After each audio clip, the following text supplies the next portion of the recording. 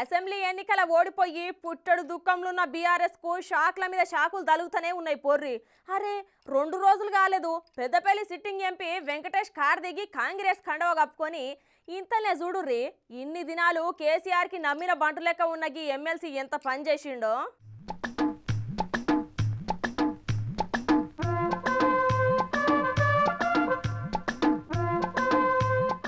దేశంలో పార్లమెంట్ ఎన్నికలు దగ్గరకు వచ్చుడు ఎట్లనైనా సరే అన్ని కాకపోయినా కొన్నైనా గెలిచి ఇజ్జత్ కాపాడుకోవాలి అని చూస్తున్న బీఆర్ఎస్ పార్టీకి గట్టిగానే దెబ్బలు తాకుతున్నాయి.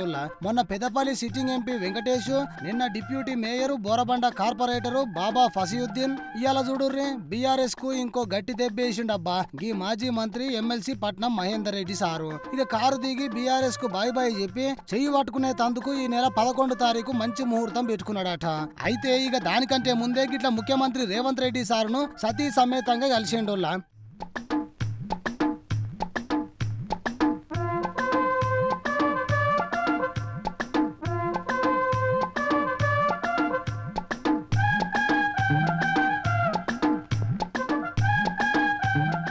ఇక ఈ ముచ్చట చూసిన మాజీ ఎమ్మెల్యే పైలట్ రోహిత్ రెడ్డి దగ్గరి చుట్టమైన బీఆర్ఎస్ నాయకుడు రఘుమారెడ్డి గిట్ల మాజీ ఎమ్మెల్యే పైలట్ రోహిత్ రెడ్డి ఇంటి ముంగట బాంబులు కాల్చి స్వీట్లు పంచుకొని సంబరాలు చేసుకున్నారు.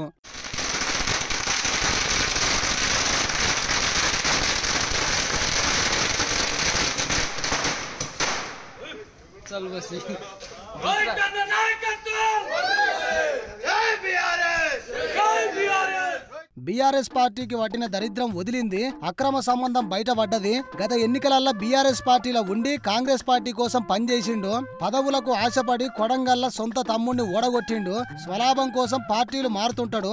మీకోసం పనిచేసిన ఎంతమంది నాయకులకు పదవులు ఇప్పించినవు, తాండూరు పేరుతోని రాజకీయ పబ్బం గడుపుకున్నావు. ఎమ్మెల్సీ మహేందర్ రెడ్డి సీఎం రేవంత్ రెడ్డిని కలవడం, ఆయన కాంగ్రెస్ పార్టీలోకి పోవడం పక్కా అని ఒక మెసేజ్ కూడా ఇప్పుడు చక్కర్లు కొడుతుంది పొర్రి.